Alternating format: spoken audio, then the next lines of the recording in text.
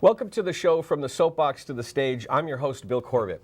Now, I'd like to welcome my newest viewers watching the show on the Public Access Channel in Newbury, Massachusetts, a town on the North Shore just north of Boston. If you've ever dreamed of standing on a stage to inspire, educate, or motivate an audience, then stay tuned. I'll be interviewing top speakers and sharing tips on each episode for helping aspiring speakers as well as those who have already stepped onto a stage. How to move from public speaker to professional speaker. Now, many professionals present as part of their business marketing plan, but how many of those actually get invited back to do it again? Only those with the talent and the professional business skills that meeting planners and event organizers are looking for. That's what viewers will learn here as they hear from professional speakers who have been there and have done it. Now, with me on the show today is Izzy Gesell, professional speaker and presentation coach who specializes in improv and humor. He is the author of several books, including Playing Along, 37 group learning activities borrowed from improvisational theater. Mr. Gesell is an organizational alchemist who helps people navigate their internal log jams and emerge more confident, spontaneous, and effective through his keynotes, breakouts, coaching, and facilitated sessions. Welcome to the show, Izzy. Thank you. It's great to be here. So improv, when I think of improv, I've gone to comedy shows, and you have no idea what they're going to do. And it's almost like, what if something goes wrong? What if something's not funny? Yeah, exactly. So that's what you do from what I understand, what you do in your line of work, using improv to do what?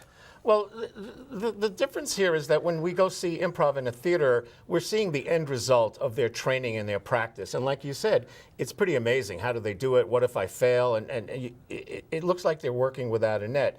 Actually, what I do is teach people the skills that make improv people successful so that they can feel as confident, competent, and successful as those improvisers seem to be.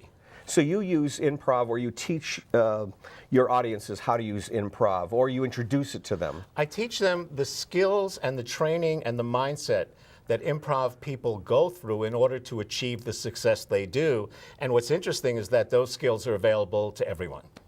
And that's interesting. And I think a lot of times we hold ourselves back from being ourselves and having fun because we're so worried about everything's got to come out just right, or we're nervous about being in front of other people or speaking, right? There's the illusion of security, so we're afraid to take risks.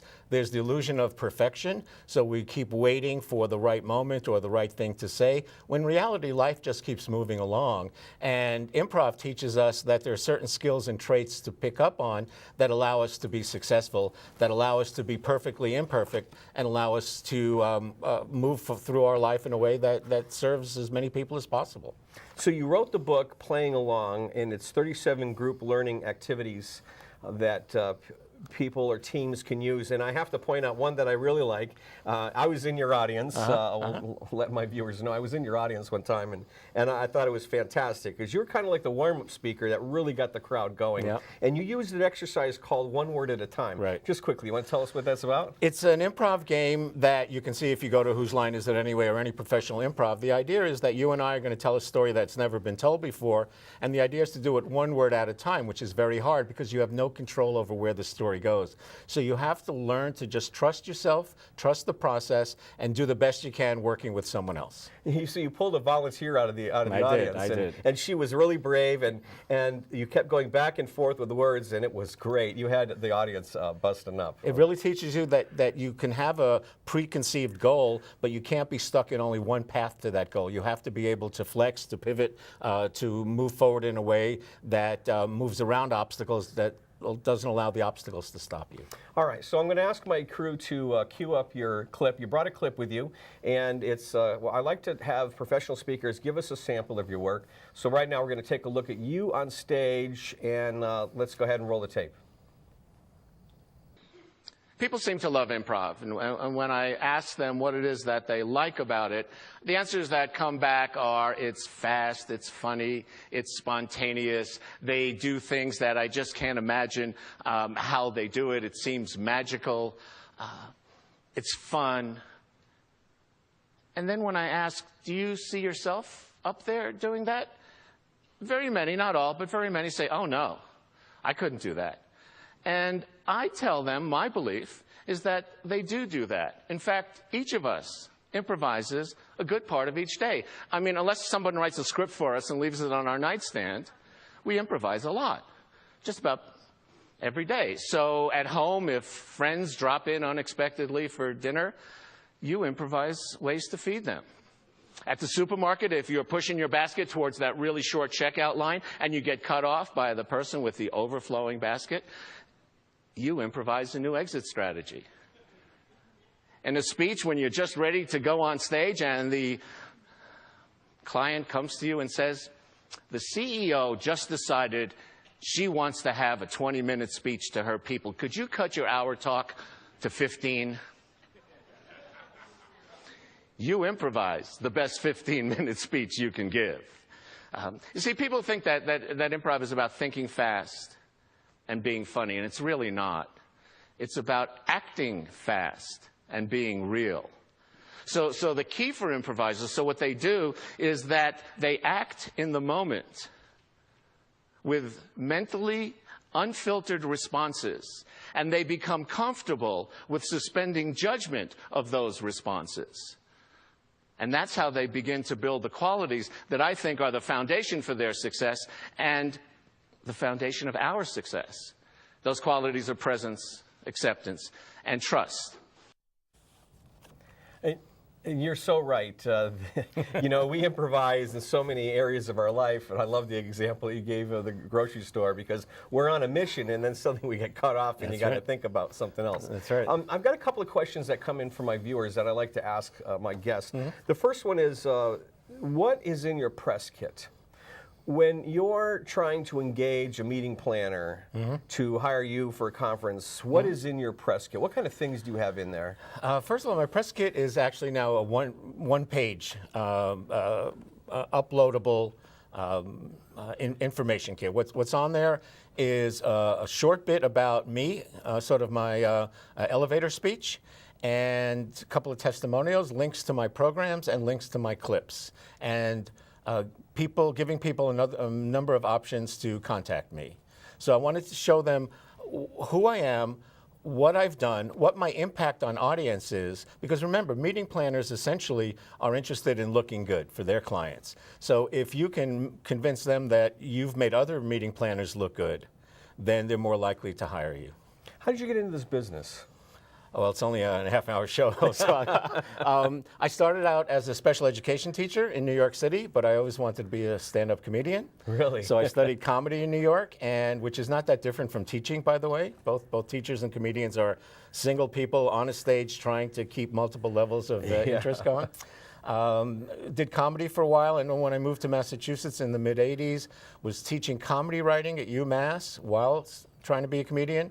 And also was asked to speak to companies by people in my class. And I found that corporate speaking and convention speaking combined the two things I like to do, which is teaching and performing. So I went that way and gave up comedy. I guess it was an improvised approach.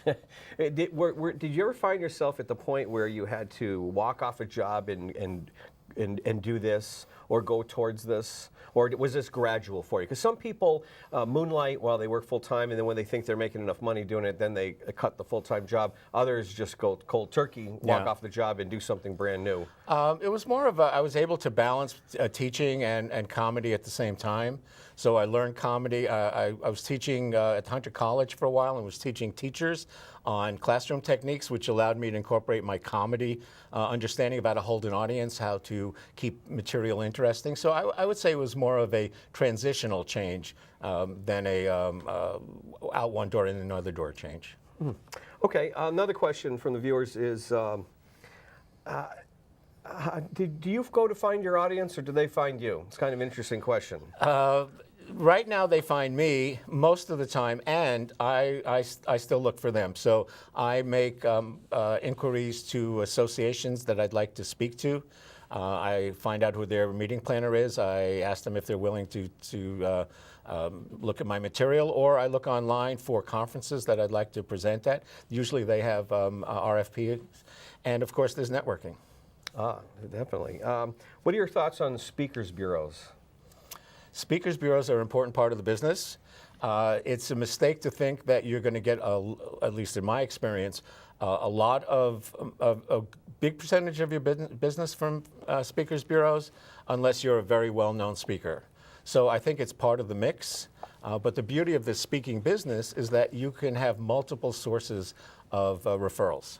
So you got Playing Along, and you also, when you can get this off of Amazon, but you also, you can get quick reference cards, which are what? These are. It's a deck of cards. Each card has a different improv game on them, with instructions so anybody can play them. It's similar to the book.